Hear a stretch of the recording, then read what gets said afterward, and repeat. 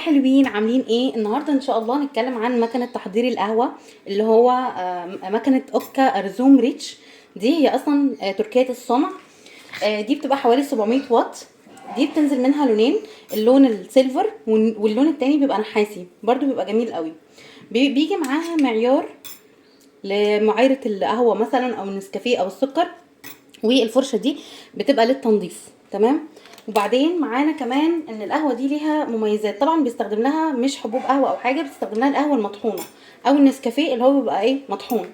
تمام. اولا المميزات بتاعتها ان هي فيها 4 مستويات او 4 مراحل ممكن نسوي بيها القهوه او النسكافيه.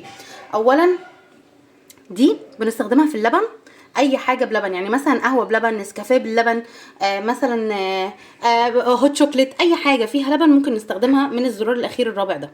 تمام. الزرار اللي قبليها على طول ده علشان نعمل القهوه التركيه البطيئه خالص، ان تسويتها بتكون يعني هاديه، فكانك واخده وضع السبرتايه بالظبط. بتعمل القهوه في حدود 4 دقايق مثلا. تمام. عشان كده بيسموها وضع السبرتايه، ان هي بتسوي القهوه على البطيء. تاني حاجه ان هي ليها وضع كمان، ده القهوه سريعه التحضير اللي هي بتتحضر على طول، ما بيحصلش تسويه كامله للقهوه فيها. تالت حاجه رابع حاجه واخر حاجه اللي هي بتبقى القهوه الكلاسيكيه. القهوه الكلاسيكيه دي بتبقى القهوه الكلاسيك العاديه خالص، قهوه تركي برضو، ولكن بتبقى معموله على الطريقه الكلاسيكيه بتاعتها. تمام. فطبعا بيبقى افضل وضع ليها علشان ناخد افضل تسويه للبن هي السلو اللي هي تالت واحده. تمام. بعد كده عندنا ان هي المعيار بتاعها ممكن ياخد حوالي 4 كوبايات قهوة، فناجين قهوة، او ممكن ان هو ياخد 2 كوبايات من النسكافيه. يعني ممكن نعمل مقدار 2 كوبايات نسكافيه مرة واحدة، او ممكن نعمل لحد ما يوصل ل4 فناجين قهوة في المرة الواحدة. تمام. عندنا بيبقى ليها طبعا معيار داخلي. المعيار الداخلي بتاعها هنا بيحدد لنا بالظبط كمية اللبن اللي احنا المفروض نحطها والقهوة اللي احنا المفروض نحطها. وطبعا هنا بيبقى معاها الحاجة دي بيبقى عامل زي مضرب كده. المضرب ده هو اللي بيعمل لنا الوش بتاع النسكافيه مثلا، الوش بتاع القهوه، فهي بتعمل تقليب ذاتي من جوه، مش بنحتاج ان احنا نقلب مثلا القهوه وهي محطوطه ولا اي حاجه. وطبعا من جوه الخامه بتبقى جرانيت. تمام. ده بالنسبه للتفاصيل الموجوده فيها. وبعد كده عندنا طبعا فيها ميزتين كمان، ان هي بيبقى فيها تنبيه صوتي، يعني اول ما بتخلص بتعمل صوت، وكمان تنبيه ضوء، بتفضل ان هي طالما شغاله بتعمل ضوء. وطبعا هوريكم كل التفاصيل دي ان شاء الله في الفيديو الجاي. اتمنى اكون لحد الان يعني فدتكم، وان شاء الله استنوني الفيديو الجاي باذن الله. هعرفكم ازاي ممكن نعمل فيها القهوه التركي العاديه، وكمان ممكن نعمل ازاي القهوه اللي مثلا باللبن او النسكافيه او الحاجات دي. شكرا لكم، مع السلامه. هاي حلوين، ازيكم عاملين ايه؟ دلوقتي هنجرب نحضر النسكافيه في مكنه اوكا ارزوم ريتش. دلوقتي هنعمل اللبن فيها ونشوف ازاي بيطلع الوش خطير خطير خطير. وطبعا عايزين تاخدوا افضل نتيجة للوش والفوم، لازم بنعمله باللبن اللي هو البلدي بتاعنا، مش اللبن اللي بيتباع في السوبر ماركت، يعني مش بيعمل وش قد كده يعني. لكن اللبن البلدي بيبقى افضل حاجة. اولا بنعاير كمية اللبن اللي احنا عايزينها، وبنقلل عن نهاية المج بشوية. نحط الكوباية كاملة، وبعد كده ناخد المعيار الجميل بتاعنا. المعيار بتاعنا ده بناخد منه كمية النسكافيه اللي احنا عايزينها، يعني مثلا بناخد 1 على المقدار، وبعد كده نقفل. وبناخد مثلا على المقدار ده حوالي يعني معلقة سكر حلوة اوي بتبقى كافية. عايزين تزودوا دي طبعا بيبقى على حسب الرغبة. وبعد كده نحط المكنة بتاعتنا. وهنا احنا بدأنا في التحضير. هنشغل الجهاز في زرار هنا بنشغل منه، الزرار ده بنشغل منه الجهاز. وبعد كده بننزل ندوس على الملك اللي هو الزرار الرابع، بنسيبه. وهو اول ما بيبدأ يشتغل، شوفوا المكونات جوه، اول ما بيبدأ يشتغل بتلاقوا حصل زي دوران للنسكافيه واللبن من جوه بخاصية المضرب اللي موجود. هنلاحظ هنا ان المكنة بدأت تبخر شوية، وبدأ يحصل الدوران جوه للبن مع النسكافيه والسكر والمكونات اللي احنا حاطينها. يعني ده بمساعدة المضرب الداخلي، فبيلفف معاه اللبن والمكونات زي المعلقة بالظبط، بل بيبقى احسن لانه بيعمل الفوم. هنتابع مع بعض دلوقتي لما تخلص المدة بتاعتها ان شاء الله ازاي هيطلع الوش، وهنصبه وهنشوف مع بعض باذن الله. خليكم معايا. كده خلصت القهوة عندنا، بتعمل التنبيه الصوتي والضوء، وطبعا ده كله من بخار المية. كده خلصنا احلى فنجان قهوه. شوفوا الوش اللي احنا عملناه.